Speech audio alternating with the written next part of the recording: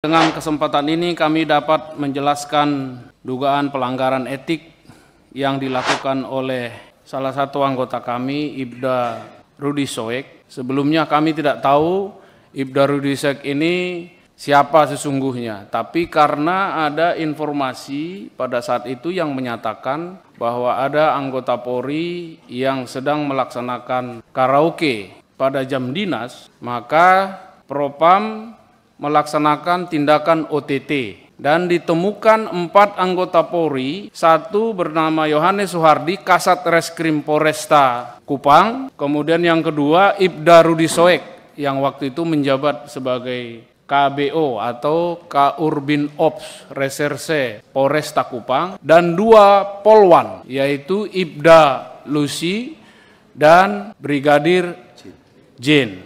Nah, ketika ditangkap mereka sedang duduk berpasangan. Izin Pak Kapolda dan Bapak-Bapak sekalian, mungkin Bapak tidak begitu mengenal. Tadi saya mendengar di awal Bapak tidak begitu mengenal Saudara Ibda Rudi Soek. Saya sudah mengenal beliau bertahun-tahun.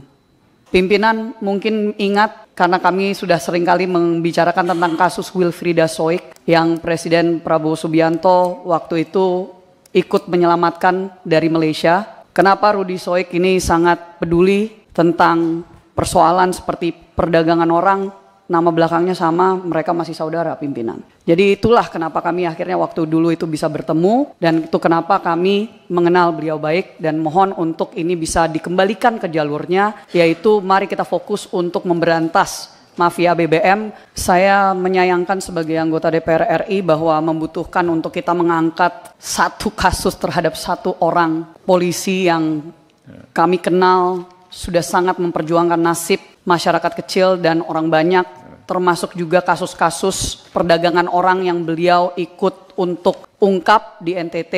Mari kita fokus bahwa utamanya yang harus dikejar adalah mafia BBM, adalah mafia TPPO. Sangat disayangkan kalau misalkan ada polisi yang memang lurus, bersih, sampai sedemikian hanya untuk bisa melawan hal-hal tersebut. Saya tidak ingin menggurui ya sebenarnya. Simpel aja kalau dari sudut hukum tata negara dan sudut ilmu politik. Kalau presiden mau bisa semuanya. Kalau presiden mau bisa. Apa yang tidak bisa dari kuncinya presiden? di tangan presiden.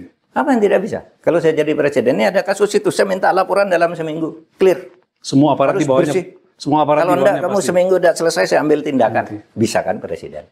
Nah, itulah sebabnya saya berharap pemerintahan baru bisa melakukan ini. Kecuali kalau ya sudahlah, hancur-hancuran aja nunggu sanksi otonom tadi, sanksi sosial, kehancuran moral gitu. Terus gimana negara ini mau baik? Kalau aparat pemerintahnya tidak kompak dalam melakukan itu. Jadi perlu kesadaran kolektif. Negara ini sekarang sedang bahaya oleh permainan hukum. Para mafia, kemudian aparat-aparat bobrok. Yang lebih gila lagi apa? Kalau ada orang tidak bersalah, ditetapkan, disidik, dijadikan tersangka penyidikan. Makanya sekarang ini yang terjadi. Saya ngeri loh, penegakan hukum kita itu kayak gitu sekarang. Kita bisa berharap Pak Prabowo melakukan itu. Karena sebenarnya dia tegas untuk hal-hal seperti ini. Tentu setiap orang ada kekurangannya. Tapi untuk hal-hal seperti itu, dia tuh seorang nasionalis, pecinta negara ini, dan tahu mencintai negara ini. Yang paling penting adalah bagaimana menegakkan hukum dalam keadaan sekarang. Kalau dulu mencintai negara berperang kan, bawa bambu runcing. Sekarang menegakkan hukum tuh yang paling penting. Sejujurnya bahwa inisiatif, ide, kemudian otak di belakang semua pelaksanaan mereka berkaraoke ini adalah Ibda Rudi Soek. Dan itu semua dibantu. Oleh karena itu diputuskan ditambah hukumannya. Satu saja hukumannya ditambah, yaitu demosi dari 3 tahun menjadi 5 tahun. Kami juga memberikan laporan kronologi dari sisi Saudara Rudi Soek bahwa itu adalah restoran, tempat makan siang, di mana beliau bersama dengan kalau nggak salah dengan rekan-rekan beliau, ya, dengan atasannya bahkan juga, itu menunggu untuk bisa bertemu dengan pihak-pihak tertentu. Itu ada semua di dalam laporan, dan tidak ada alkohol, ya, tidak ada minuman keras sama sekali, dan itu istilahnya tempat makan siang biasa sebenarnya. Jadi ini yang kami istilahnya menanyakan informasi apa sebenarnya yang diterima oleh Bapak Kapolda, oleh bawahan-bawahan beliau yang menyudutkan saudara Rudy Soik, karena tadi juga Pak Kapolda menyatakan tidak begitu kenal sebenarnya dengan Bapak saudara Ibda Rudy Soik karena memang baru ditugaskan nggak lama yang lalu di situ. Banyak masyarakat yang menyampaikan ini bukan hal yang baru. Dan kami justru menekankan, tadi juga ada salah satu anggota Komisi 3 yang menyampaikan kalau ini masih akan dilanjutkan, keputusannya seperti itu, takutnya nanti mereka yang lurus, yang bersih, yang mau mengungkapkan ya permasalahan-permasalahan yang ada di Indonesia, kriminalitas yang ada di Indonesia malah takut. Justru takut nanti karena mereka berhadapan dengan sindikat, dengan mafia, mereka yang akan dikriminalisasi. Kalau tidak ada tanggapan, Anda sebagai circle dekat dengan Presiden Prabowo akan bersharing nggak dengan Pak Prabowo masalah ini untuk jadi perhatian beliau? Saya sudah melaporkan tentunya hari ini juga bahwa saya sedang melakukan menghadiri RDP di Komisi 3. Saya terus akan menyuarakan.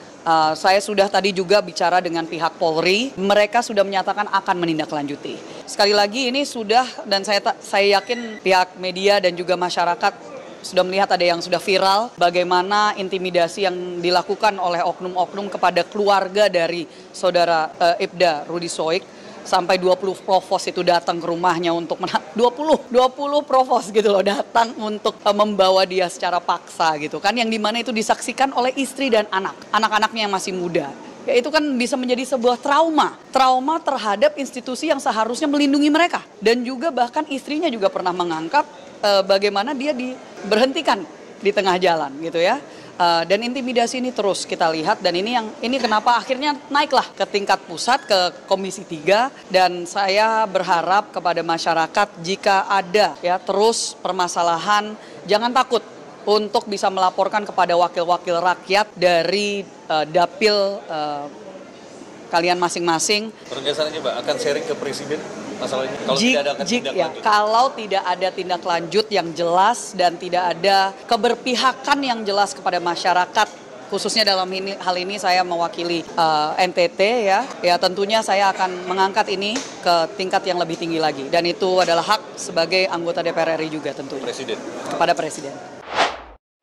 Assalamualaikum warahmatullahi wabarakatuh. Jumpa lagi dengan saya di Camp TV Channel. Ini ada berita mengejutkan ya dari institusi kepolisian yang kemarin, pada hari kemarin ya, melakukan rapat RDP dengan Komisi 3 DPR, yaitu rapat dengar pendapat. Pasalnya nih di Nusa Tenggara Timur telah terjadi pemecatan seorang anggota polisi ya, Ibda Rudy Soik. Di sini Ibda Rudy Soik dituduh melakukan pelanggaran etik ya. Di sini katanya Ibda Rudy Soik beserta 3 kawannya ya melakukan berkaraoke di sebuah berkaraoke ria lah di sebuah restoran katanya. Ada dua orang laki-laki dan 2 orang perempuan, yaitu polwan ya. Padahal sebenarnya dari pihak Ibda Rudy Soik ya, beliau telah sedang melakukan pengintaian dan sedang menunggu temannya, konfirmasi dari temannya ya soal investigasi penimbunan bahan bakar minyak atau BBM berjenis solar ya. Karena di sini diduga ada mafia BBM yang sedang bermain nih di Nusa Tenggara Timur, dan juga di sini ada juga ya TPPO ya, tindak pidana penjualan manusia lah, tindak pidana penjualan orang. Dan kasus ini mencuat setelah Ibda Rudy Soik diberhentikan dari institusi kepolisian dan beliau naik banding, dan akhirnya sampailah ke DPR RI dan beliau dipanggil, dan pihak dari Kapolda, jajaran Kapolda Nusa Tenggara Timur juga ikut dipanggil untuk rapat mendengar pendapat ya atau RDP di DPR RI kemarin, dan ini sangat seru sekali ya. Tetapi yang bikin mengejutkan adalah justru Ibda Rudy Soik ini yang akan membongkar mafia BBM dan juga mafia TPPO. ternyata ini di belakangnya ada siapa yang nggak kenal Rahayu Saraswati. Dia adalah seorang politisi yang dimana ini adalah keponakan Pak Prabowo yang begitu datang ke Komisi 3 ya memang sebagai anggota DPR tetapi mewakili dari keluarga Ibda Rudisoid yang terzolimi ya, dan ini membuat kaget Kapolda Nusa Tenggara Timur yang tadinya di awal-awal di rapat itu menjelaskan kronologinya bahwa Provos melakukan tangkap tangan kepada Ibda Rudisoid yang sedang berkaraoke di jam dinas katanya. Tetapi di sini Rahayu Saraswati menjelaskan kepada ketua Komisi 3 DPR ya bahwa tidak benar dari pihak Ibda Rudisoid menjelaskan bahwa itu tidak benar, bahwa sebenarnya Ibda Rudisoid sedang mengintai atau akan melakukan penggerebekan mafia BBM ya. Itu yang sebenarnya, dan ya mana yang benar semua sudah dikemukakan di DPR bahwa ada terjadi perlindungan terhadap mafia BBM dan mafia TPPO, dan Ibu Rahayu Saraswati menjelaskannya panjang lebar, dan bahkan beliau sudah mengenal Ibda Rudisoid ini sudah bertahun-tahun yang lalu ketika ada seorang tenaga kerja Indonesia yang di Malaysia yang bermasalah, yaitu siapa itu, Afrida Soik masih kerabatnya Rudisoid ini, dan dibantu oleh Presiden kita Prabowo Subianto, dan disitulah perkenalan Rahayu Saraswati dengan Ibda Rudisoid ini. Dan anehnya lagi, Kapolda Nusa Tenggara Timur tidak mengenal siapa itu Ibda Rudisoid yang notabene adalah anak buahnya sendiri. Beliau tidak mengenal, tetapi begitu mendapatkan laporan dari Provos langsung melakukan pemecatan karena sudah melalui proses sidang, mungkin ya, sidang kepolisian.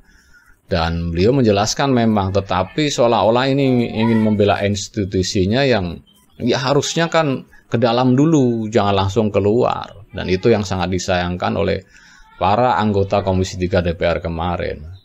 Dan ini mengapa saya angkat, karena udah jauh-jauh hari ya, Profesor Mahfud MD telah mengingatkan bahwa hukum di negara kita ini sangat memprihatinkan sekali. Hukum dipakai untuk melindungi kekuasaan, untuk melindungi cukong-cukong, untuk melindungi para mafia-mafia. Mafia apa aja, dari mafia TPPO, mafia BBM. Hukum dipakai untuk itu. Antara penguasa dan para mafia itu bekerja, saling berkoordinasi untuk melindungi satu sama lain. Profesor Mahfud MD dari tahun lalu dari beberapa bulan yang lalu sudah mengingatkan, dan kejadian. Dan ini persis apa yang dikhawatirkan oleh Prof. Mahfud terjadi. Makanya saya masukkan pendapat Profesor Mahfud sebagai pembanding ya, antara di rapat DPR kemarin dengan apa yang diungkapkan Prof. Mahfud betul-betul kejadian. Dan mengapa ini saya angkat, dan karena ini sangat menarik sekali. Ini bisa-bisa jadi seperti kasus Sambo yang kemarin. Kalau Sambo kan terkait dengan judi online dan segala macam. Tetapi kali ini institusi Polri terkait dengan TPPO ya, tindak pidana penjualan manusia atau penjualan orang, tindak pidana perdagangan orang atau perdagangan manusia. Ini kan ngeri sekali. Dan juga ada mafia BBM ya, terutama solar, bagi para cukong-cukong ini, nelayan-nelayan yang punya kapal-kapal ini, membelinya dengan dengan barcode yang bersubsidi, dan itu kong kali kong dengan para aparat. Dan ini diungkap oleh Ibda Rudisoid dan mengakibatkan Ibda Rudisoid mendapat fitnahan seperti itu, dan akhirnya dipecat dari kepolisian, dan ini sedang naik banding dan dipanggil DPR. Dan Prof. Mahfud kan jauh-jauh udah mengingatkan, awas ini mafia-mafia hukum masih berkeliaran.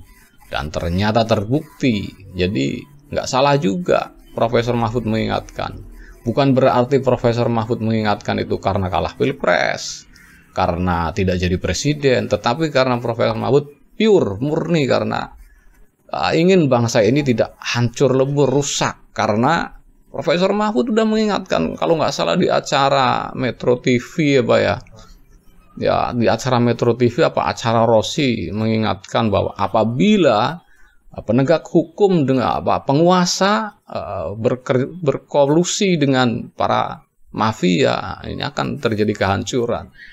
Nah, nanti kehancurannya apabila mereka saling mengkhianati. Dan sekarang ini masih saling bekerja sama. Itu aja ini udah merugikan negara. Dan ini harus diungkap tuntas seperti kasus Sambo kemarin.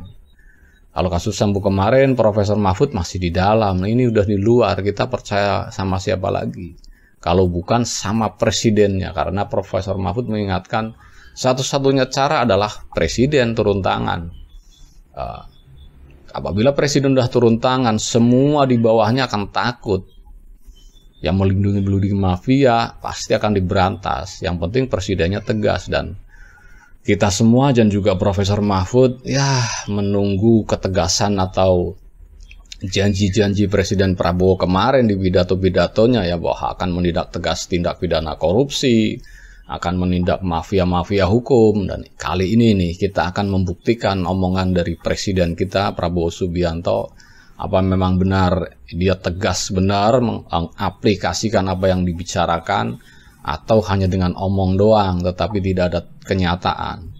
Tetapi yang di situ yang bergerak adalah keponakannya, mudah-mudahan ini bisa segera diatasi ya. Bahaya sekali ini masalahnya. Masalahnya ini menyangkut nama baik institusi Polri.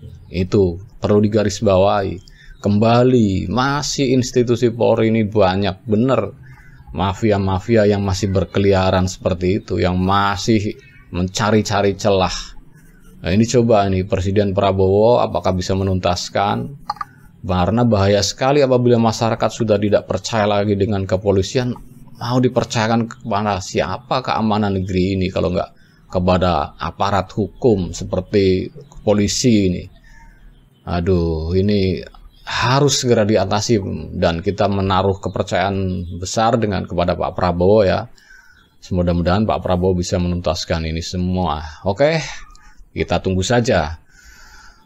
Bagi Anda yang menonton video ini, kalau akan berkomentar, silahkan tulis komentar Anda di kolom komentar yang tersedia ya. Dan bagi yang belum subscribe, silahkan subscribe supaya dapat bonus tontonan video terbaru setiap harinya dari KMTV Channel. Oke, akhir kata, wassalamualaikum warahmatullahi wabarakatuh. Salam waras.